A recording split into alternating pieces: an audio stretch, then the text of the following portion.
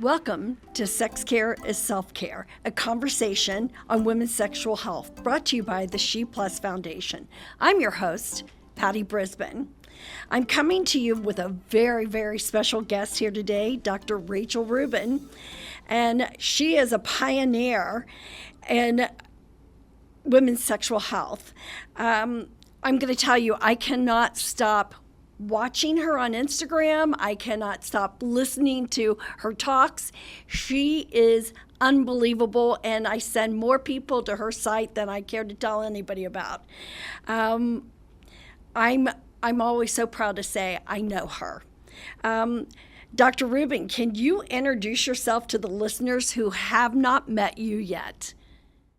Wow, I'm Dr. Rachel Rubin. I am in the Patty Brisben fan club and can brag and say that I got to sit next to you and have dinner with you.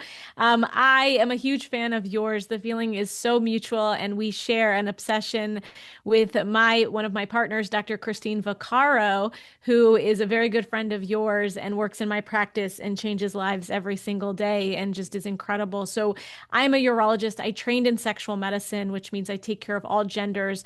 And I really do four things. I deal with issues of libido, arousal, orgasm, and pain. And there is so much that goes into that for all human beings. And really, I don't know why my loud voice carries. And I think it's because, like you, I say it like it is. And I'm not afraid to talk about things that are uncomfortable for some people to talk about. And I joke that I talk about sex like it's high blood pressure and diabetes. And we just talk about it the way that it is. And I think that makes people feel comfortable and they feel like they can tell me anything. So I'm so thrilled to be here, to be invited back. I always love talking to you and your team, and the work that you are doing and the people that you are helping is truly, truly changing the world. And I love nothing more than strong women trying to change the world. That's why I love you. I mean, there's so many people that I run into that say, I just can't find a doctor who cares. Well, here, let me show you several doctors who really care. And you're always the top at my list. And I think when I say pioneer, you're really a pioneer. I mean, you just were with the FDA talking about black box studies. And that's amazing.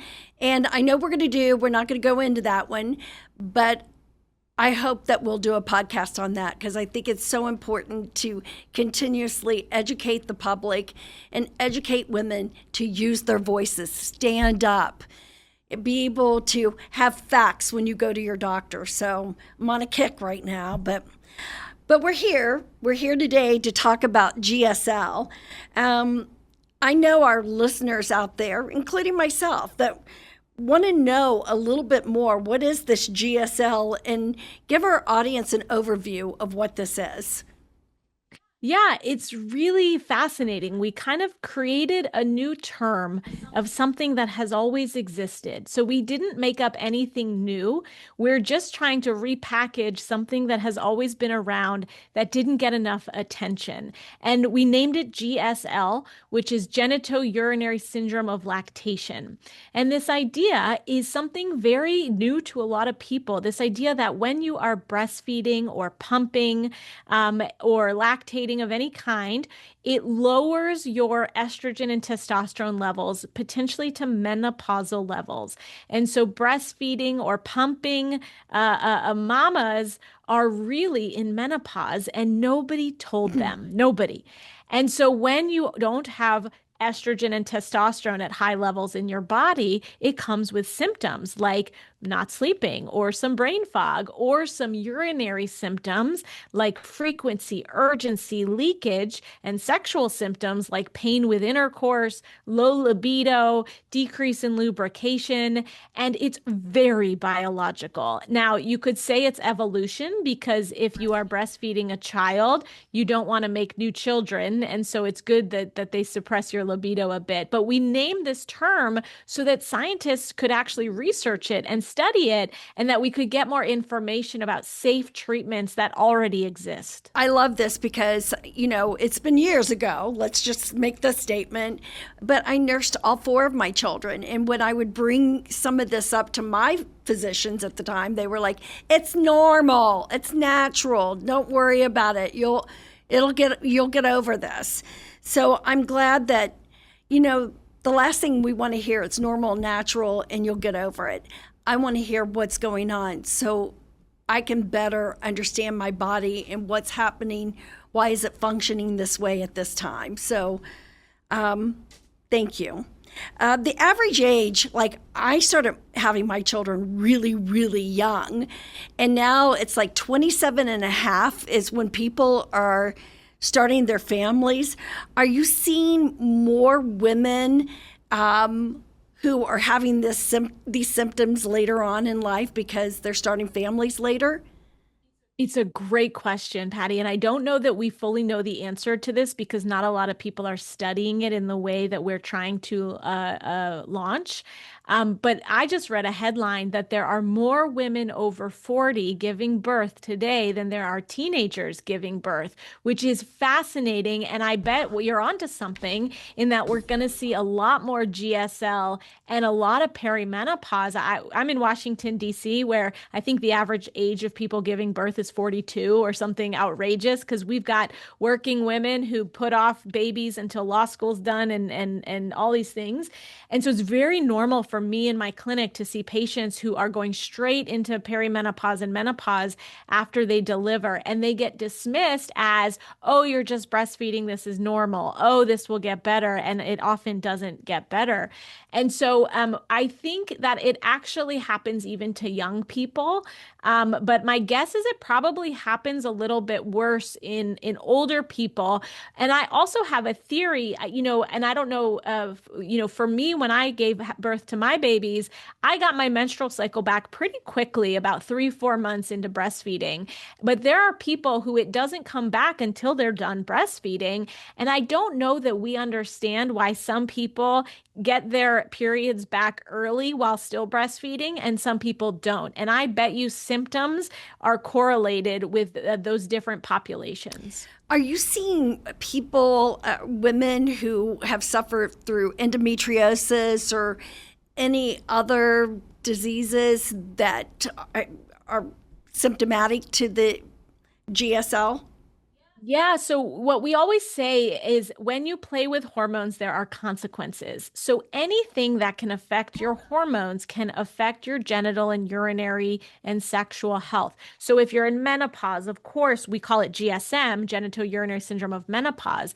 If you are on birth control pills, you may have these recurrent urinary tract infections, pain with sex, all of these things happen to you, and it's so we're trying to change the names even of genitourinary syndrome of birth control, of lactation, of menopause, of perimenopause, even of things like that you wouldn't think of. So like spironolactone is a medicine for acne that can affect your testosterone levels. We see it affect the genital and urinary tract. You see medication or people who have disordered eating or intense athletes who don't get their periods, they may have genital and urinary symptoms. And so because all of those things can affect hormone levels. And so we're trying to get away from this idea that all hormones have to do with menopause, but things like PCOS, things like endometriosis, things like PMDD, like all of these are hormonal conditions that we know nothing about. Thank you, Women's Health in 2025, that we really need to better understand how these fluctuations in hormones affect the body. I love that. So let's say that there's a listener, a woman that's listening to this right now, and she's experiencing these symptoms. How is it? We've already established you're a pioneer. You're looking at everything right now. And how is it that when she goes to her doctor and she tells him or her about these symptoms, what is she asking them for? I mean, Yeah. So I think the first thing is getting educated on what's bothering you. And there are more and more really cool resources out there to really try to understand your body and understand your condition, because an educated patient is a much better off patient. Now, the other thing is making sure that you're going to see a doctor who is the right person or knows the right person. Because I find this all the time is when you are trying to go to a plumber, but you show up in an electrician's office, you're not going to get the treatment that you need. And so sometimes it's a plumber disguised as an electrician. So let's give a perfect example. You go to your general gynecologist, they delivered your babies, you have a good relationship with them. You expect them to know how to navigate your vulvar pain condition or your, a little bit strange gynecologic condition. They may have never been taught anything about that condition. So you think they're going to be the right person, but very quickly you can figure out that they're not the right person. And some red flags are if they make you think it's all in your head, if they don't properly examine you, if they don't act like they have a very significant idea of they know what's wrong with you. And the reality is it's not your fault, and it's actually not their fault. They were never taught how to do this. And so you have to sometimes find and do your detective work. And sometimes for us, that means a lot of people travel in to see us, but sometimes that means going on websites. If it's menopause, going on the menopause.org website. If it's a sexual health problem, ISWSH, ISSWSH.org, they have Find a Provider. And sometimes, just like if you had a rare cancer, you would go to whatever institution took care of that cancer. Unfortunately, women's health in 2025 is a rare disease, and you have to often go see someone who is able to look at you confidently and really try to come up with good ideas. I'm a big advocate in firing your doctor. My doctor is not listening to me, is not saying, here, I think this is who you need to see. I'm done. And we try to teach this here at the She Plus Foundation that, not every doctor is meant to treat your needs. How does a woman go about firing her doctor? And do you have some sites that you like? I know at She Plus, we have it on our site. Is there other sites that if your doctor's not listening, and I don't want her to think she's crazy. I don't want her to think that she's being dismissed. I don't want her thinking that, just sit with it. It's going to be fine. It'll be over. I want her to know she has every right to do this. Absolutely. And I think firing your doctor, you are always at liberty. You are not you do not have to see the doctor in front of you. And I think trying different people out, but I think also holding space for this idea is building a team. And so if your OBGYN is a fabulous at pap smears and having a nice conversation and sending your mammograms and doing that, you don't have to fire her. She or he just may not be the right person who's going to navigate your hot flashes or who's going to work with your pelvic pain. And I actually think we need to do a better job in empowering women to understand that they deserve a team. And so men have this, right? I'm a urologist. No man comes to me for his cardiology evaluation. No man comes to me for his migraines. It just doesn't happen. I'm the urologist. I do penis, prostate, and bladder, and kidneys. Those are the things that I do, and they know that. And so the challenge is unfortunately, we've led women to believe that a 10-minute visit up in stirrups once a year is adequate health care. That is not adequate health care. And you need a primary care doctor, and you need a cardiologist probably, and you might need a neurologist, and you might need a menopause doctor, and you might need a pelvic pain doctor. And there you have to see the right people. Just like in your house, you have the plumber, you've got the electrician, you've got your gardener. You would never have your electrician do your gardening, right? And so it makes sense for us, and we understand it, but we never apply it to ourselves as women. We just go with the bare bones, and it's not working for us anymore. I love that advice, because it's not always about, firing that doctor, but the team part. I think women I don't know whether it's something that we've told ourselves, but it is a team of people that help you get through crisis. So thank you for. And the other piece is that sometimes you have to pay for the team.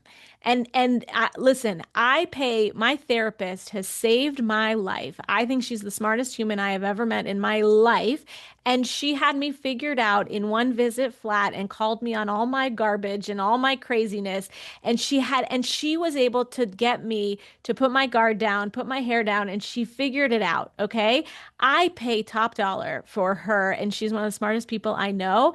And the amount of money that I've spent on her that allowed me to deal with the death of a parent, that has allowed me to navigate my own relationships and my own stressors and my own thing is, I don't regret spending that money at all. It has been it saved my life. There you go. And so we have to sometimes think that we are worthy of these types of investments. Maybe you need a personal trainer and you need to pay for that for accountability. It's not that you don't know how to work out, but sometimes you need someone helping you, know exactly how not to hurt yourself in that weight room. And so sometimes investing in like if you have any kind of money or savings or anything like that, when you invest it in your health and your wellness and your quality of life, this is what money is for. And so it is also figuring out, and everyone has different levels of money, but medicine is not in a great place to deal with prevention and quality of life. It's there if you break a bone, sure, it's there to set up to kind of repair your bone.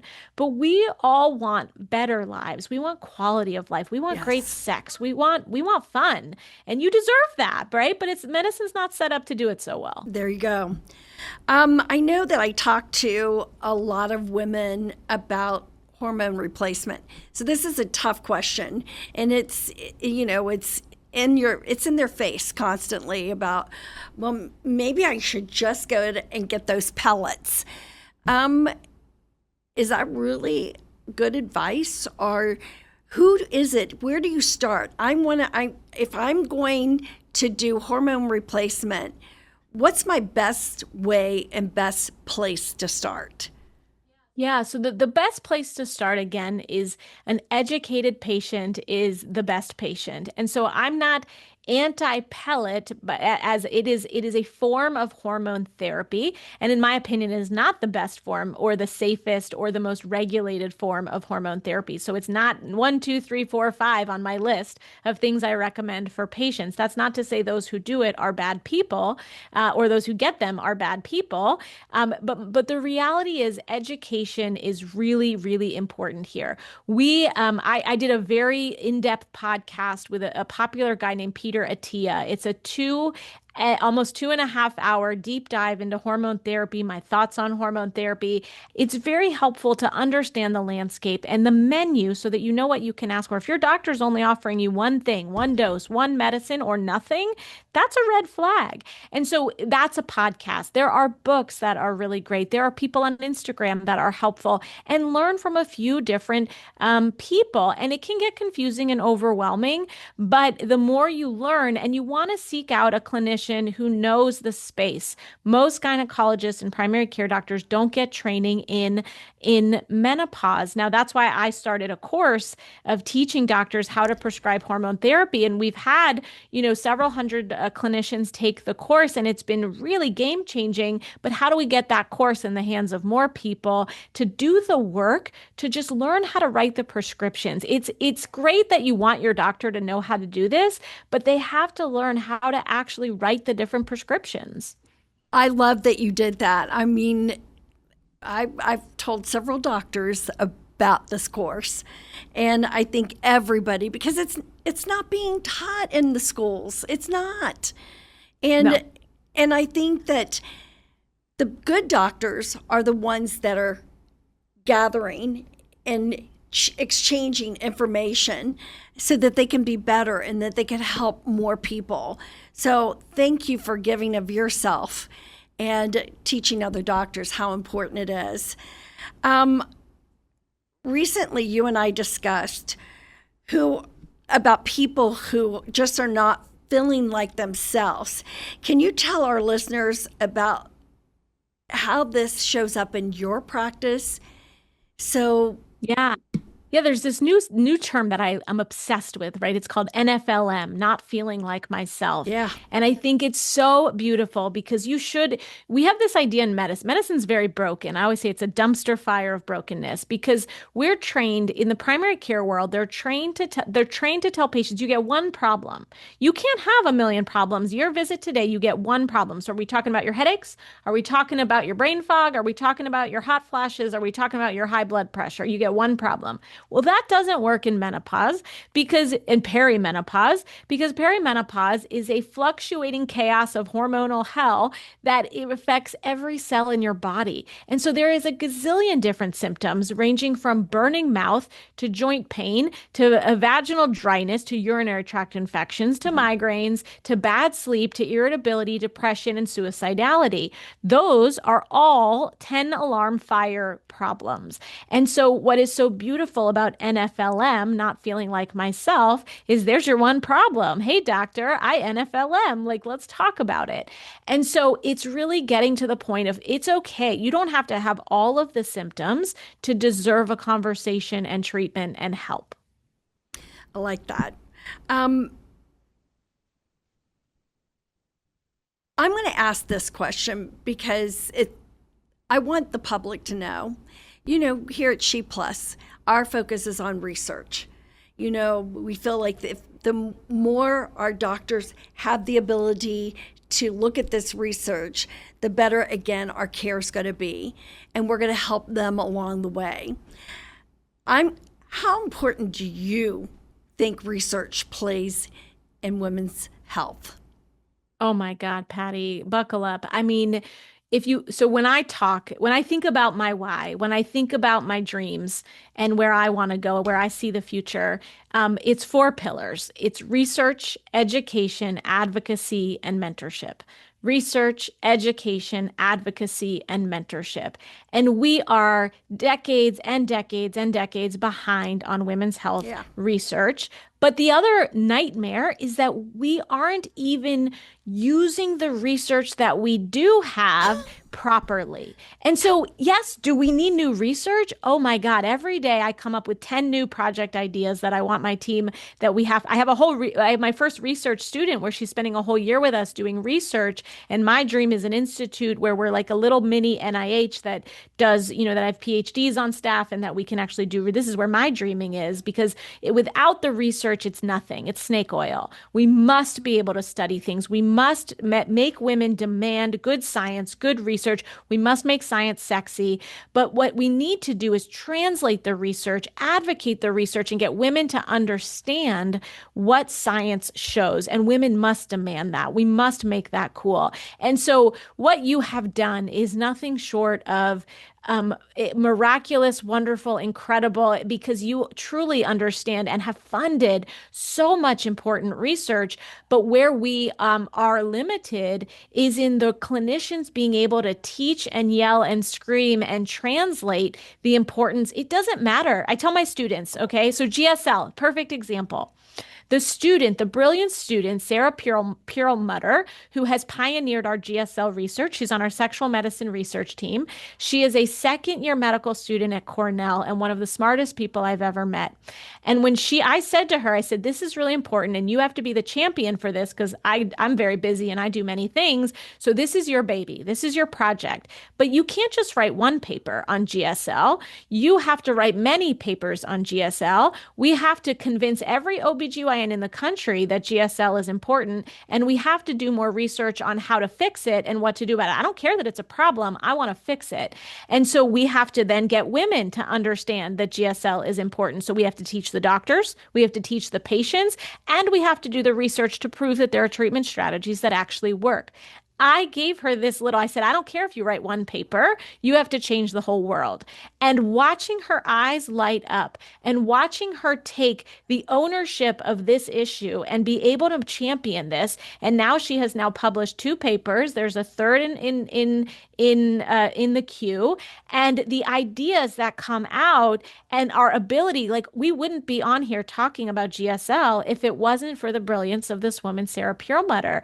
And so for me, mentorship mentorship is so important because I can't do it on my own. I must Yeah. have an army that helps to do this, and everyone must champion because so the word research means nothing, and people don't understand how hard it is to roll up your sleeves, get the funding, write the papers, actually get the people to participate. And Yeah. it is hard to do research, but we have to inspire a whole generation to care about women's health issues. We do. I mean, we are so used to driving through McDonald's and getting what you want. And research takes time. It's like, here where your focus is, this was your research. Well, it's going to take years for that research to come to life. So buckle up, stay with it, stay tuned, because they're working diligently on getting facts so we have them. So tell Sarah, you go, girl. We We need love more Sarah. Sarahs. It's so beautiful because this isn't about me. This is about a movement of change. This is about Yeah. demanding better for our children. This is about using what we do know, what we do have. And we have to be nimble because research evolves. And at one point, all we had was bloodletting and leeches, right? You could have been the richest Rockefeller in New York, but that's all you got was bloodletting and leeches. And we've come a long way with monoclonal antibodies and MRIs and CT scans and things like that. And who knows what's ahead. So we have to be able to say we're doing the best that we can in 2025. We know a lot, but damn, there's a lot we don't know. And we have to show that humility. I think that's where my colleagues are in need of a little bit of support in how do we show that humility of like, wow, I don't know what this supplement does. Is there any research? What is a peptide? I don't know what a peptide is. And let me tell you, I don't really know what a peptide is. Why are people using it? Show curiosity of what is the research? Is it animal research? Is it human research? Yeah. Is it real? Does it mean anything? And having some humility to say, man, we didn't operate with robots when I was in training, and look at what we're doing now. And so that's what I really want to instill in people is that growth mindset of we are always students, we are always learning, and we must demand the best that we have with the ability to say, gosh, there's a lot we don't know.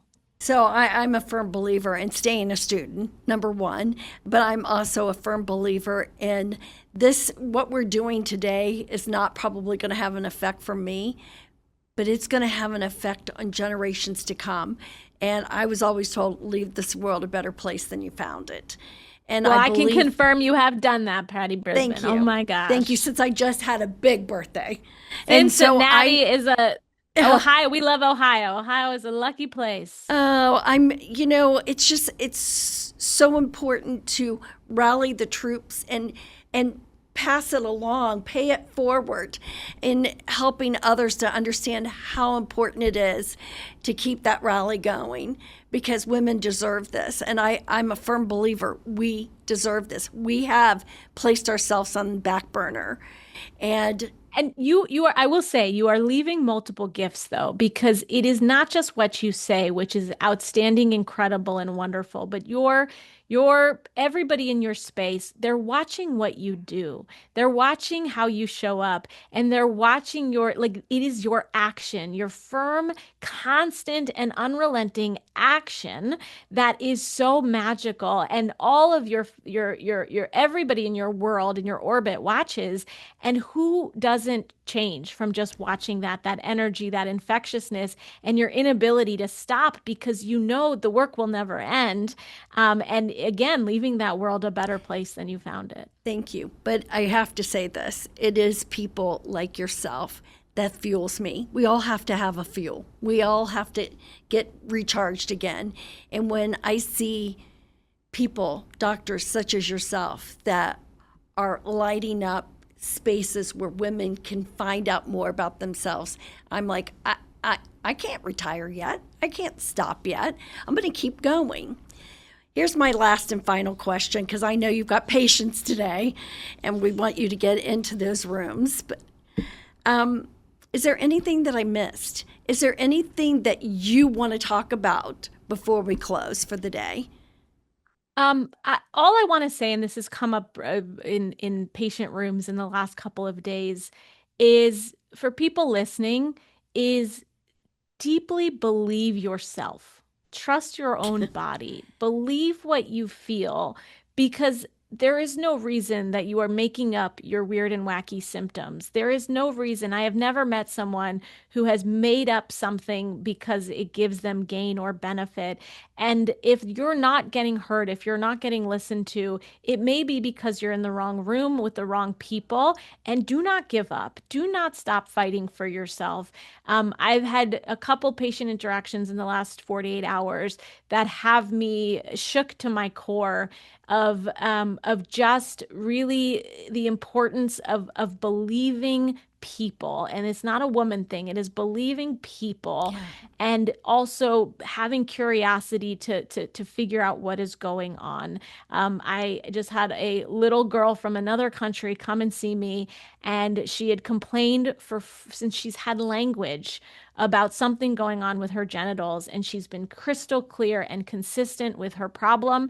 Says, this is what is going on with me, and her parents believed her, and not a single doctor in her country came up with an answer and or even showed curiosity or interest. And this is a very, very prominent country, and her parents believed her, and they got her into my office, and kid you not, exactly what she said was wrong with her was wrong with her. She was 100% correct. If this had been a penis, she would have seen one doctor. He would have seen one doctor. If it had been a boy her age, it would have been one doctor. And it is just insane in 2025 that an entire country of doctors didn't even know how to examine a clitoris, an organ that every 50% of the population has. And it's unbelievable. And this little girl got the message that she was right? That she was right. And you seeing her little face light up to know, oh my God, this doctor found what I was saying, and they heard me, and they saw what was wrong. I gave her, it's funny, I gave her a mirror in the exam room, and I showed her what I saw. And I said, is this the part that hurts you? And I said, in all your exams, she said, no one ever showed me. I saw it right there, of course. Like, that's what's going on with me. You see it right there. If you have a knife coming out of your hand, therapy is not going to help the pain that you have with a knife coming out of her hand. And every doctor suggested therapy to this family. Every single one of them.